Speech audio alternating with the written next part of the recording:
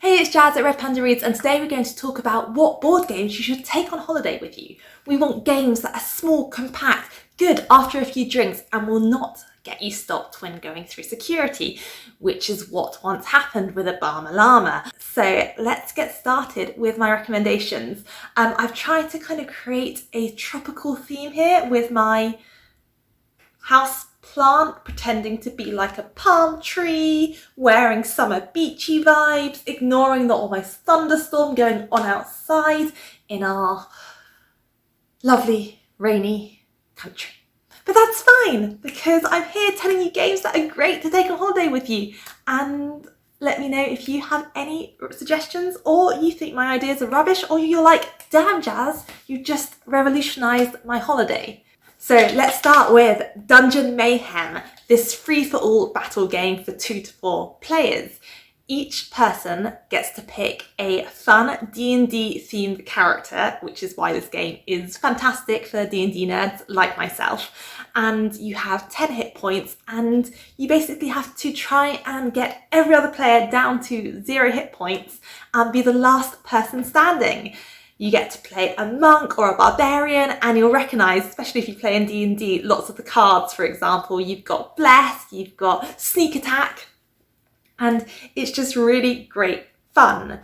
Every person's deck is unique, which means the gameplay is very different depending who you're playing, which is great. And there are an extension with, I think, over 10 other characters you can play with, which also means if you have a big group of people, it is an absolutely manic dungeon mayhemy manic game. Yes, I can speak. And what I would also say, a little tip for me, is not only is it small enough to put in your handbag and take away with you, is if you're playing it with just 2 people, I would do 20 hit points rather than 10. Otherwise the game is just too quick for my liking. And 20 hit points is kind of a sweet spot and works really well. So that's my little tip. So after the success of Uno, Metal Games went on to create a few other kind of Uno-inspired games. First of which is DOS, which is like literally a sequel to Uno, the really bad, chaotic and slightly broken sequel of Uno, so I would not really recommend. But another game is Skip-Bo. So the reason I wanted to include Skip-Bo in this talk is that although the premise is pretty dull and it's kind of one of those games which is almost quite mind-numbing, that is actually perfect when you're on holiday, because sometimes you may be a couple of drinks down, or you're just, super tired, or you're in a pub and you've got live music in the background and you just want something easy going that doesn't take too much brain power and is just kind of a little bit of fun. And that is what Skip-Bo is. Very, very easy to learn again. You each have your own deck, so it's 2 to 4 players, and you're trying to get rid of your cards. So each go you draw a deck of 5, and then you try and play as many as those cards as you can during that go. And things to think about is the way you play cards is in the middle you have 4 piles, and you have to put cards down in consecutive order 1 to 12. So therefore, if you've got a 6 but there's no 5s on the table, you can't play your 6. That's the kind of game. Certain cards have special abilities, so there are cards called Skip-Bos where you can skip a number.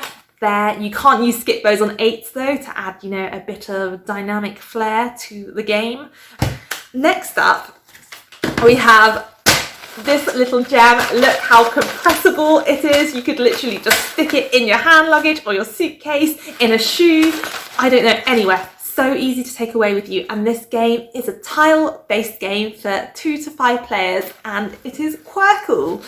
So the aim of Qwirkle is to get as many points as you can, and you score points by playing tiles. And you can either play tiles, so tiles either have to be of the same colour but different patterns, or of the same pattern and different colours when you play them. And depending how you play them gives different points. And if you manage to complete a row of 5 different colours of the same shape, or 5 different shapes of the same colour, you get a Qwirkle, and you score yourself 12 points. And so throughout the game, you have to kind of be quite careful about what you're playing because you don't want to open up opportunities for your opponents to get Qwirkles. So this is a really fun, easy to learn, compact game, and I would highly recommend 5 colours, 5 shapes. And look at the lovely tiles. You can get bigger versions of this, but then it wouldn't be in the holiday video, so we're using the smaller one. Next up is your board game for those people who've been taken away somewhere sunny with their family and all they want to do is be back in rainy UK where there's no risk of sunburn. You're not sitting there sweating your ass off and you just, you just feel more comfortable. You're just not a sunny person and you're out there in the sun and you're like, I just want more misery right now. And that game, again, small and compact, is Gloom.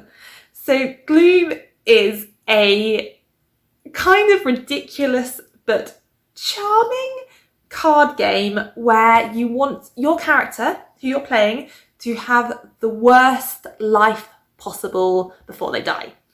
And therefore you can, as you play cards, it very much encourages you to tell a story, so there is that storytelling element.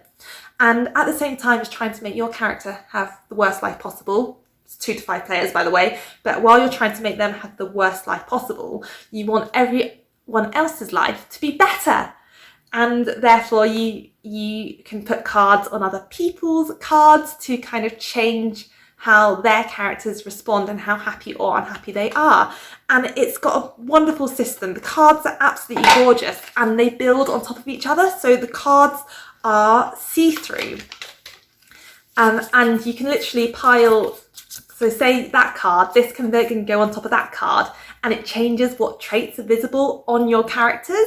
And I really, really love that element. And it's just despite its very gloomy theme, I love the storytelling aspect. It's just a really fun, gloomy game and I would highly recommend it.